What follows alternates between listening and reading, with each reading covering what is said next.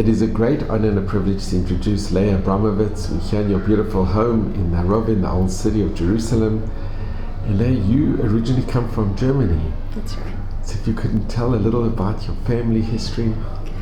So, I was born into a very comfortable German Jewish family who didn't believe that anything terrible was going to happen to them, in a place called Bad Mergentheim, which is a smallish kind of town near Würzburg. That's more well known.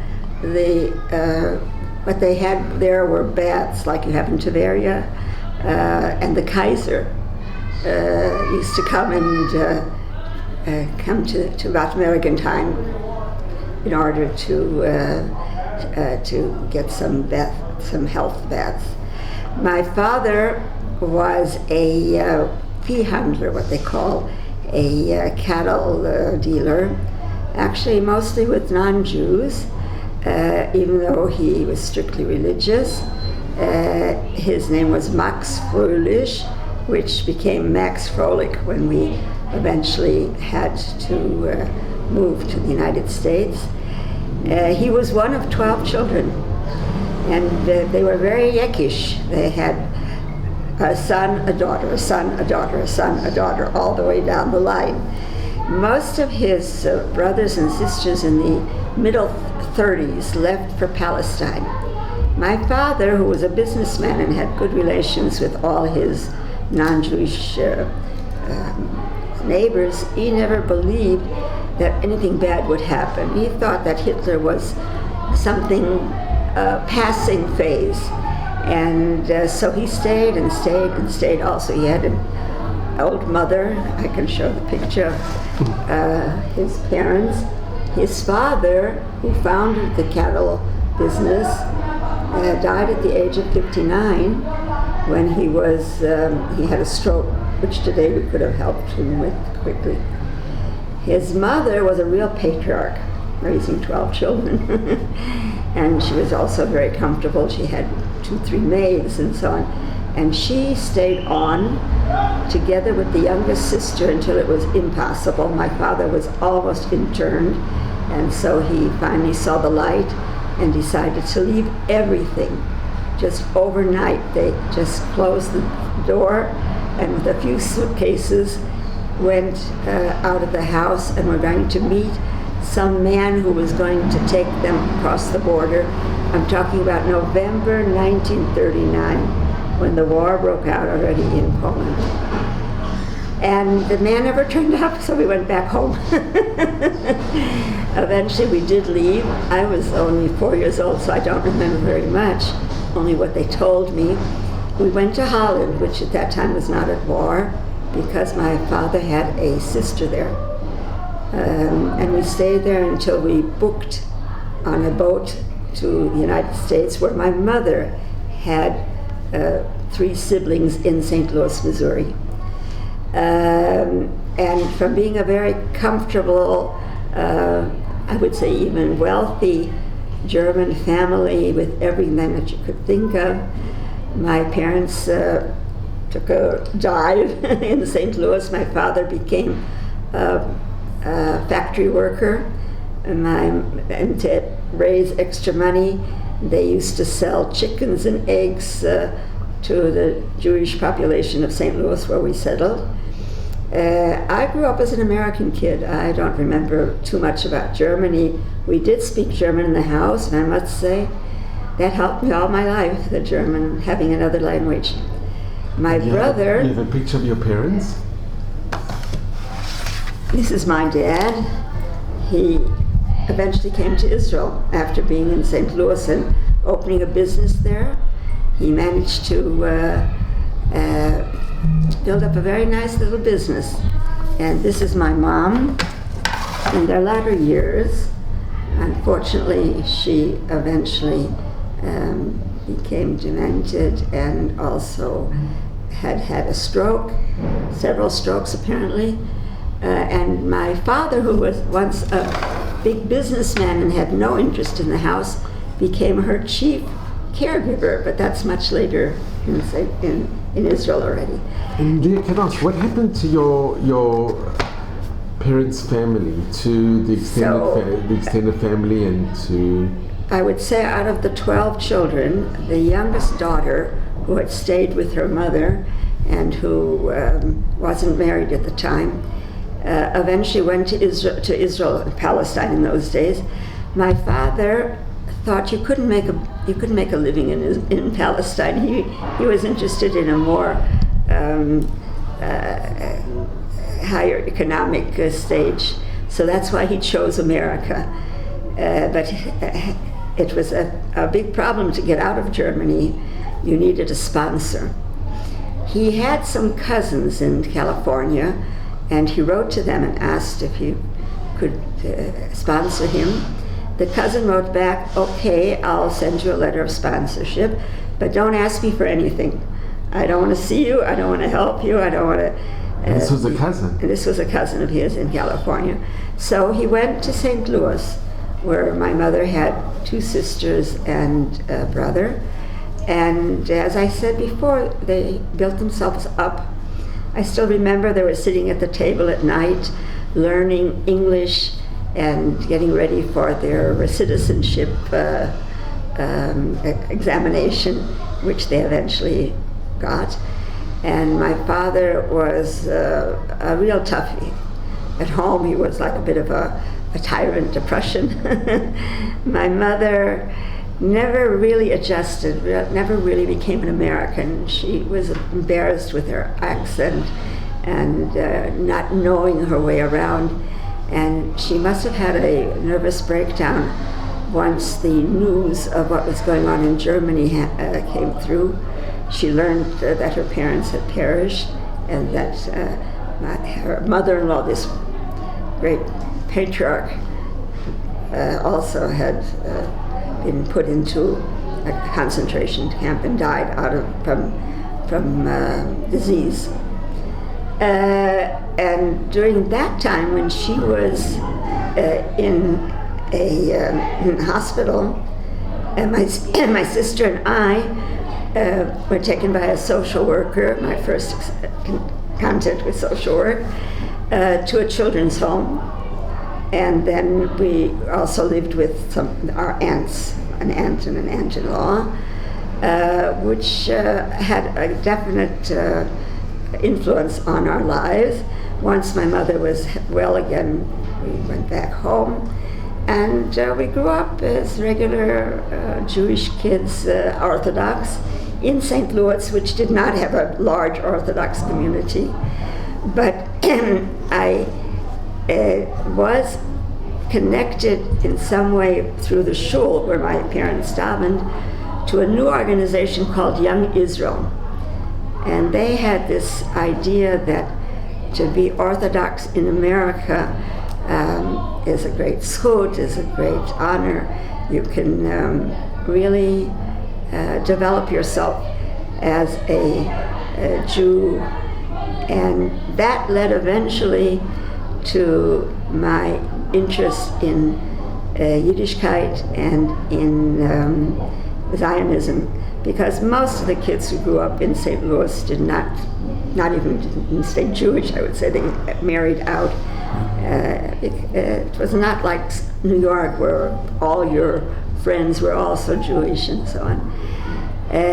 But Young Israel had a great influence on me, and eventually we found Bnei Akiva, and Bnei Akiva, actually, we came to a summer camp in the Midwest, outside of Chicago, and that changed my life. That led eventually to being sent to a course in Jerusalem at the age of 18 to learn in the Machon LeMadrichei Chutz La'aretz. Then we had to go back and work for Bnei Akiva for 2 years. That was the idea. Because St. Louis wasn't such a large Jewish population, they decided to send me to Montreal because I was an educated madricha. I became what they call today a kommunarit, and I became part of the Montreal community. I had a position of honor, I would call it, in Montreal. I finished my studies in social, well, it wasn't social work, it was in sociology and psychology, and I worked for a living. I also did secretarial work. I did quite a lot in those days, which I continue to do all my life. The day that I finished my responsibilities to Bnei Akiva, I got on a boat and I came to Israel. In those days you didn't fly. And I settled in Jerusalem. Is this the... Yeah. Can I just ask, going just a little bit back, did your family ever buy German goods, or was that prohibited? I don't remember any anger toward the Germans, any when you don't buy from a place, it's boycotting. No boycotts. And they spoke German all the time in the home. And did they have friends, any German friends? Yes, all their friends. In fact, they had very few friends, but all their friends were Germans. These were German Jews. refugees. Yeah. In fact, there was a little organization in St. Louis of German refugees. Some of them still retained their German identity. My parents were already in their 40s when they came to St. Louis, and it couldn't have been easy for them. In fact, one of the things that my father did when he came to St. Louis, he worked in a packing house in St. Louis, in East St. Louis. And that was a job that he got because of his background with the cattle business. There he was associated with Orthodox Jews. Most of his other contacts were not even Jewish. But he had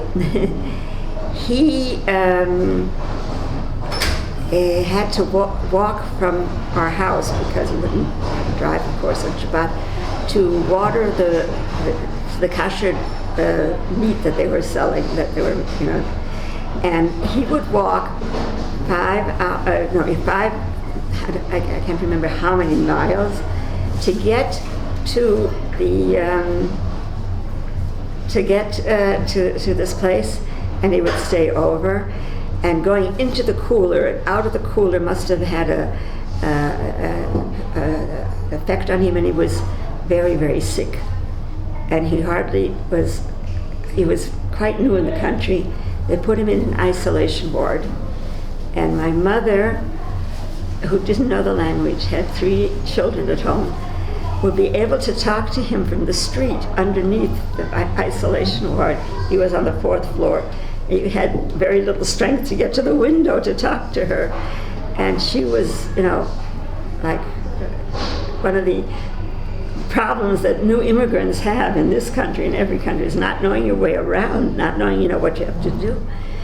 After that, she had a nervous breakdown. That was the reason that we were sent out of the house. So it wasn't an easy klita at all, an easy getting involved. But my father was a very tough guy, as I said at the very beginning. To make ends meet, he started selling chickens and eggs. Me and my brother, we used to deliver the eggs. I still remember once it was raining outside and I slipped on the pavement, and all the eggs in the basket broke. I was right outside the house of the lady who was supposed to buy the eggs. I broke into tears, and she comforted me and she paid me, even though all the eggs were on the floor. But we were part of that klita, part of that integration. But otherwise, I felt like just an ordinary American girl. And Leah, can I ask, did your parents speak a lot about growing up in Germany or their home in Germany? I think I absorbed it. I don't think that they spoke that much, but I mean, even the lullabies that my mother would sing were German lullabies. And it's important to know that a place like Bad Mergentheim wasn't like a place like Frankfurt. It was, a very small community, Kokoshi, I guess, a million, but a very nice shul. And the Jews had a very honorable position there. I don't think they felt anti-Semitism before Hitler. And even my father, who was the highest taxpayer in Bad Mergentheim, had a very nice relationship with the head of the police in Bad Mergentheim. In fact, they had been in the same army unit in World War I. And when there was on Kristallnacht, I think right after Kristallnacht, all over Germany they interned Jews who, for quite a while in some concentration camps, but then mostly they released them.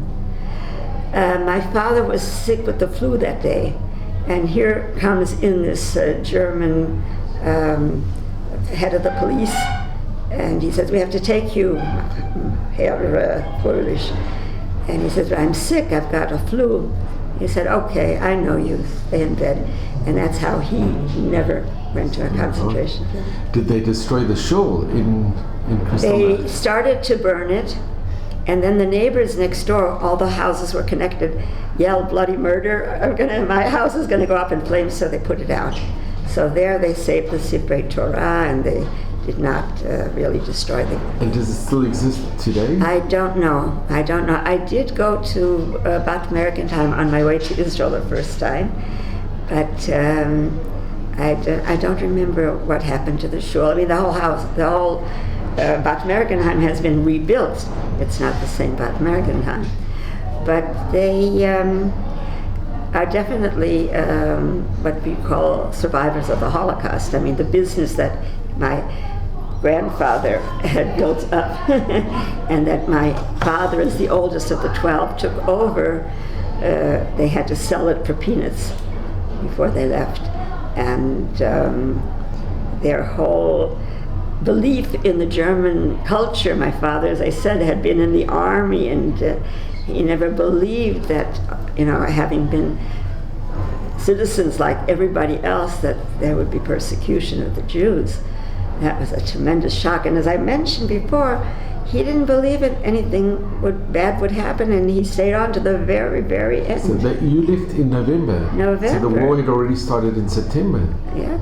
And what was the turning point that made them decide to leave? I think that when that police officer came to arrest him and take him to a concentration camp, I think he finally had a zitz. He was very loath to leave his mother, but his mother refused to go either to Palestine or to Israel, or to America with him. And unfortunately, she, like so many elderly people in that generation, was taken to one of the concentration camps, which was sort of a picture, with sort of a where they used to show people, were taking good care of. I can't remember the name at this minute. She died there, just like my mother's parents as well. Could have been Theresienstadt? Theresienstadt, exactly. Theresienstadt. See, they did try to show that it was a model. Exactly.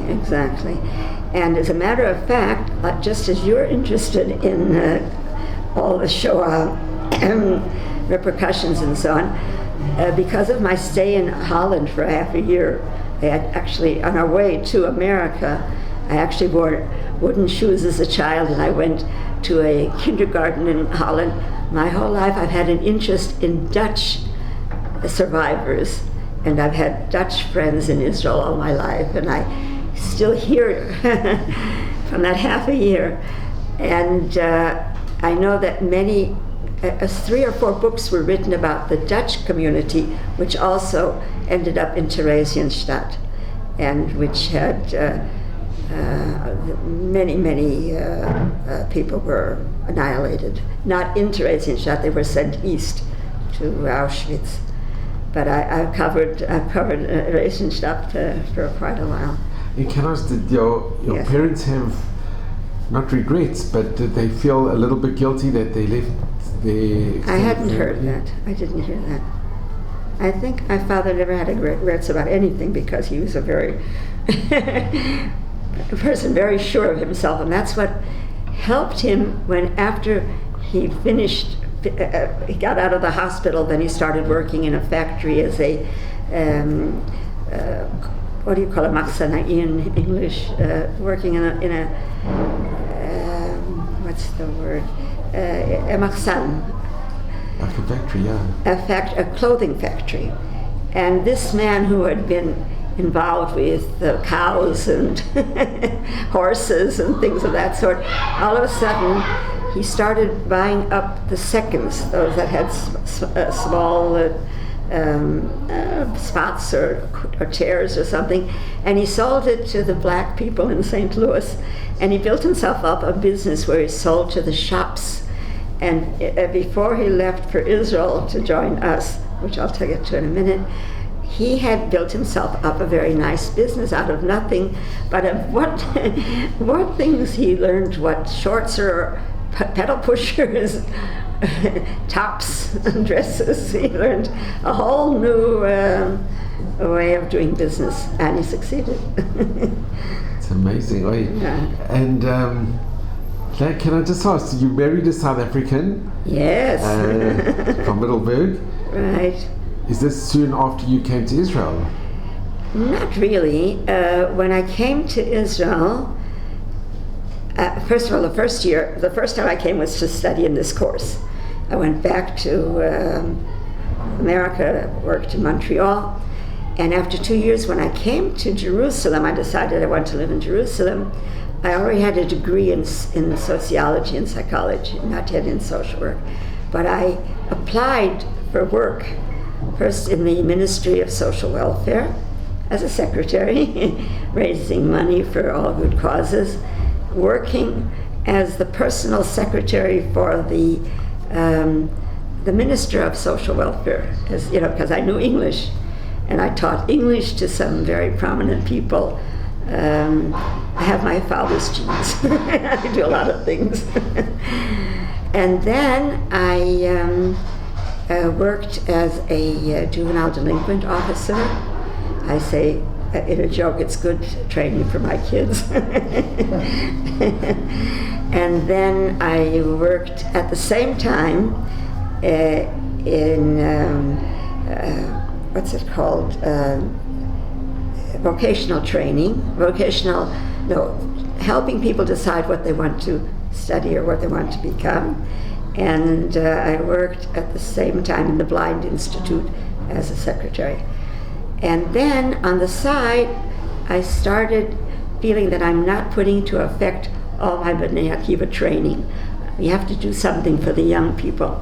And at that time, there was a tremendous influx of new immigrants from non-Western countries, from the North Africa and Asia, and so on. Most of them were placed in moshavim, villages, or development towns.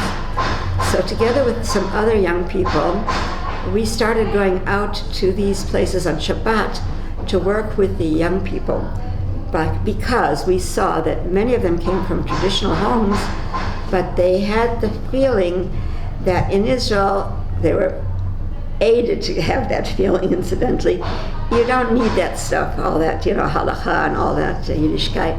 Here, you're modern, just as you take off your shaliba, you also take off your Shabbos, and you take off your kashrus. And so we came as young Western people who are frum, and tried to show them through programs and through our own just being there, that you can still keep to your tradition. In fact, it's a shame to let it go.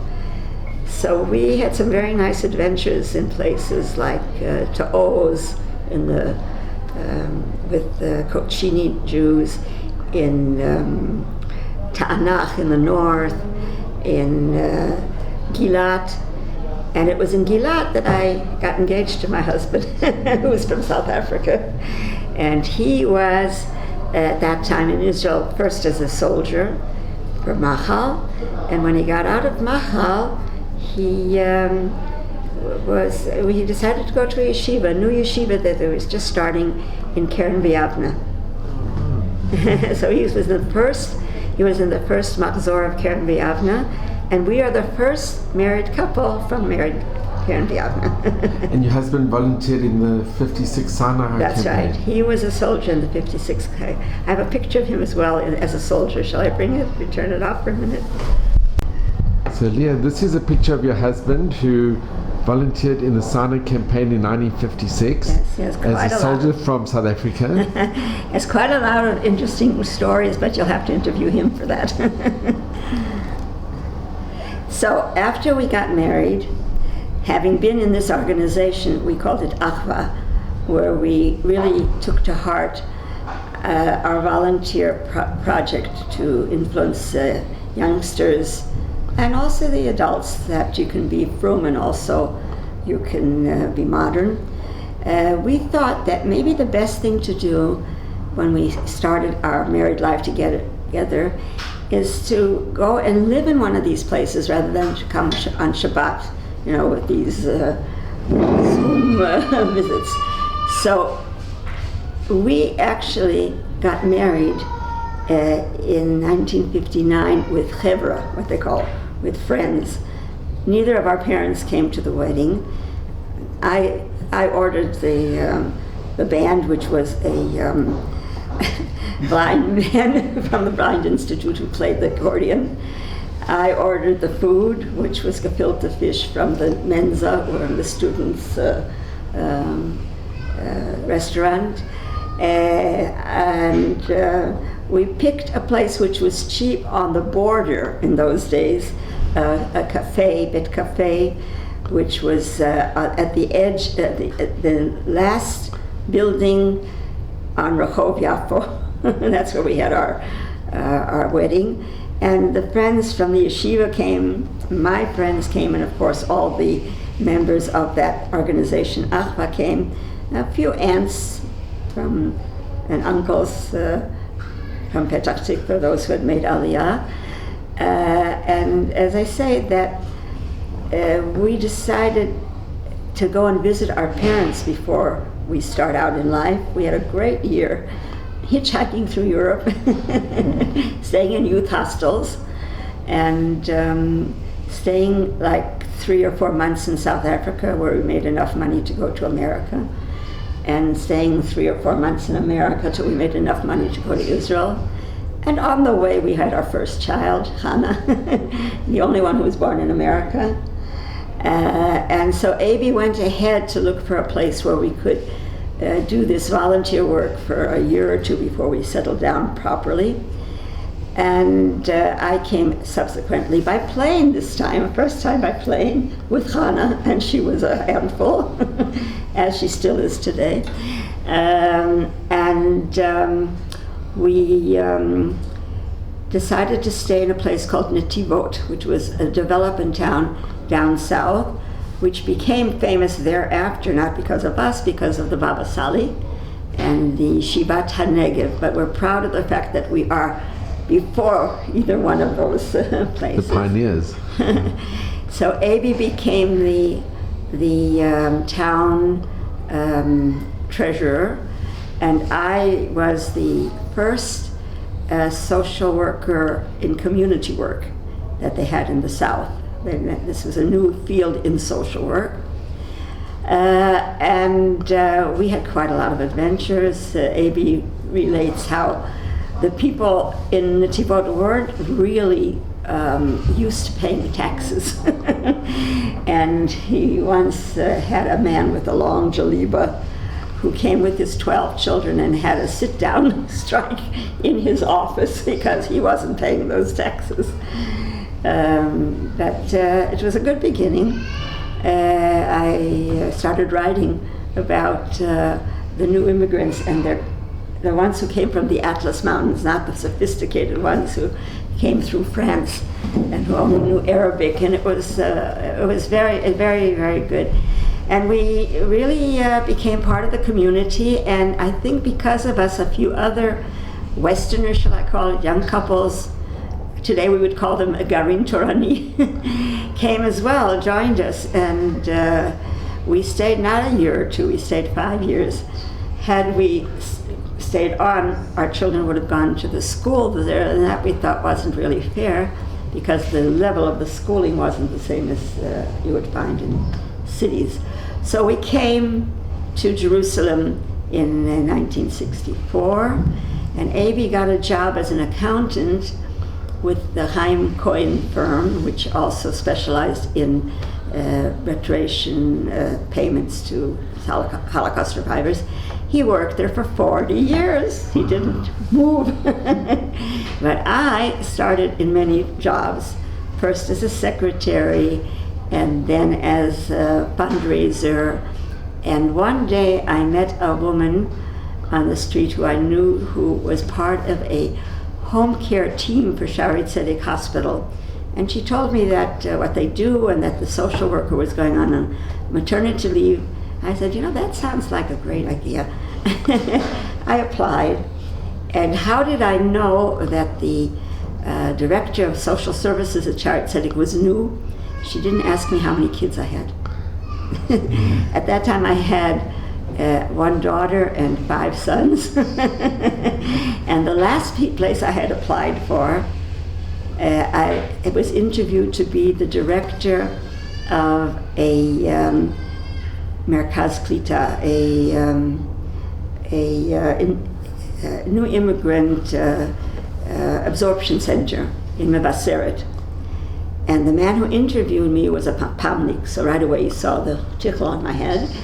And then he asked me how many children I have, and when I told him, he said, "Oh no, madam, I'm not going to let you. Either you'll not do your job properly, or you won't look after your children properly. I wouldn't cause that to happen." So I learned, you don't tell how many children you have. I said, "I have a daughter." Eventually I had a few more daughters, but so I started as a replacement worker in Shaarei Tzedek, and I stayed for 28 years. And I really still feel a part of Shaarei Tzedek. In fact, I'm still on a clinic for evaluating dementia. I still go in once a week for that. As a worker in Shaarei Tzedek, I worked for a while in orthopedics and in children's, and I never worked in children's. I didn't want to work in children's. That was too close to home. In maternity, and when they started the geriatric department, they just founded it, I became part of that team, and that was where I worked most of my years, and I became rather specialized in geriatric social work. As a social worker in that department, I felt the need, because I sat together with a South African new immigrant, Jackie Diamond, who came to learn about social work in Israel. And as we were talking, Jackie and I, about the things I do, and she would sit in on some of my interviews and so on, we came to the conclusion that we really should do something for people with dementia. And Jackie said, "I don't mind working in something like that as a volunteer." So we started a sort of a club for people with dementia, which eventually became Melabev. Okay, so And now we'll move to the living room. 1 minute. I just want to thank you so much. Wow. So Leah, this has been such an honor and a privilege to be here and to hear your relating your experiences and your story. And you really are a legend. You really are. And I've read your articles in Jerusalem Report, and the founder of Melabev. It's been such an honor and a privilege, really. And I really want to thank you from the bottom of my heart. Very nice. You should just have Mazal and Brocha at Maybe Stream, and just nachas from your dear family. Thank you. Thank you so much. My pleasure. Wilson, We need one more thing.